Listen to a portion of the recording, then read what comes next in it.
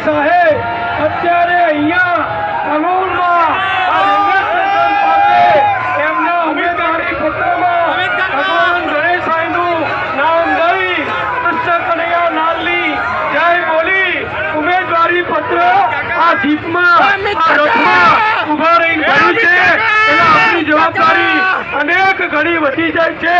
અમિતભાઈને આપણા બધા આનંદ ફોર્મ ભરે સાહેબે આનંદ અહીંયા સહી કરી